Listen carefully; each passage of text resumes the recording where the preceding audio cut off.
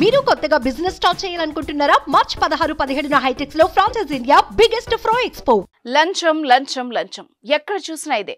ఏ ప్రభుత్వ కార్యాలయానికి వెళ్లినా బెంచ్ కింద చేయి పెట్టందే పని అవ్వదు అనే భావన తీసుకొచ్చేశారు కొందరు అవినీతి అధికారులు.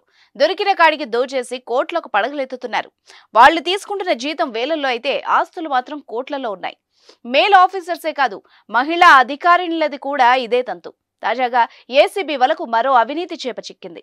జమ్మికుంట తహసీల్దార్ రజనీ ఆదాయానికి మించి అక్రమ ఆస్తులు కూడబెట్టారన్న ఆరోపణలతో తనిఖీలు చేయగా ఆమె ఆస్తుల చిట్టా చూసి అధికారుల కళ్లు బయర్లు కమ్మాయి.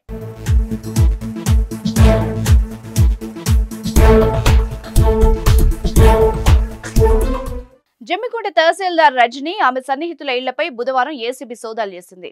2 బృందాలుగా విడిపోయి జమ్మికుంటలోని రజనీ నివాసం, హనుమకొండలోని ఆమె బంధువుల నివాసాల్లో ఏకకాలంలో సోదాలు నిర్వహించారు.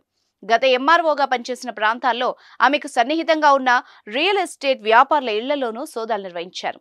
ఈ తనిఖీల్లో భాగంగా భారీగా ఆస్తుల్ని అధికారులు గుర్తించారు.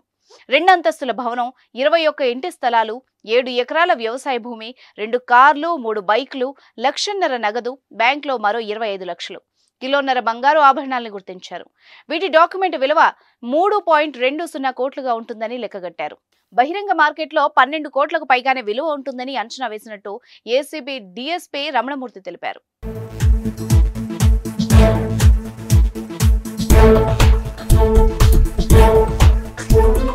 రజనీ ఉమ్మడి వరంగల్ జిల్లాలోని సాయంపేట, హసన్పర్తి, ధర్మసాగర్ తదితర రెవెన్యూ మండలాల్లో పనిచేశారు. ఎన్నికల సమయంలో జమ్మికుంటకు బదిలీ అయ్యారు.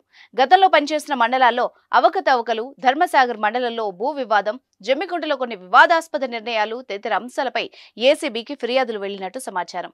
ఈ క్రమంలోనే అధికారులు విస్తృత తనిఖీలు చేపట్టి గుట్టు రట్టు చేశారు. ఆమె అక్రమాస్తులపై అధికారులు మరింత లోతుగా విచారిస్తున్నారు. ఆమె బినామీలు ఎవరు, ఎవరెవరి పేరుపై ఆస్తులు ఉన్నాయి, ఇలా అన్ని కోణాల్లో విచారణ జరపనున్నారు.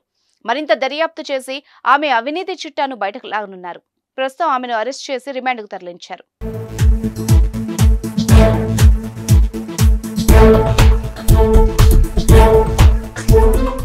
సుమన్ టీవీలో మీ పర్సనల్ అండ్ బిజినెస్ ప్రమోషన్స్ కోసం కింది నెంబర్కి కాంటాక్ట్ చేయండి.